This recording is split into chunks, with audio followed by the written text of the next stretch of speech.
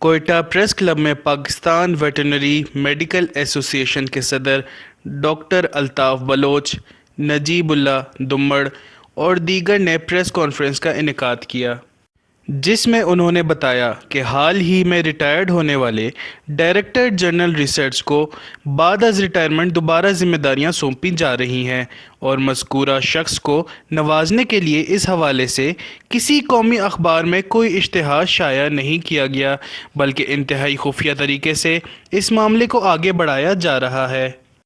इसके अलावा सैकड़ों की तादाद में फारिगुल तहसील वेटनरी ग्रेजुएट्स किसी भी पोस्ट पर तैनाती के इंतज़ार में बैठे हैं। बलूचिस्तान में इस वक्त मुख्तलिफ यूनिवर्सिटियों से फारिगुल तहसील वेटरनरी ग्रेजुएट्स की तादाद सैकड़ों से ज़्यादा है।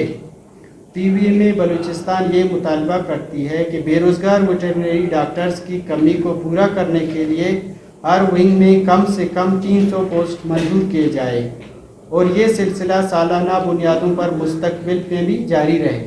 किसी भी रिटायर्ड या बाहर से मुसल्लत शुदा शख्स को डिपार्टमेंट में खिलाफ कानून इख्तियारात न दिए जाएं, जिससे सर्विंग ऑफिसर्स के हुकूक मुतासर हों। हम आज इस प्रेस कॉन्फ्रेंस के ज़रिए अपनी आवाज़ हुक्काम बाला तक पहुँचाने के बाद अपना अगला लाएअमल तय करेंगे और जायज़ तहफ़्फ़ुज़ात दूर न होने की सूरत में जमहूरी तरीके से एहतजाज का हक़ इस्तेमाल करने से भी गुरेज नहीं करेंगे। PVMA के सदर डॉक्टर अल्ताफ बलोच का मज़ीद कहना था कि लाइफ स्टॉक बलूचिस्तान की मईशत में रीढ़ की हड्डी की हैसियत रखता है और बलूचिस्तान की GDP में 50% हिस्सा डालता है। इसके बावजूद वेटरनरी डॉक्टर्स की मुराद तकाबली जायज़े में दूसरे प्रोफेशनल्स के मुकाबले में ना होने के बराबर हैं।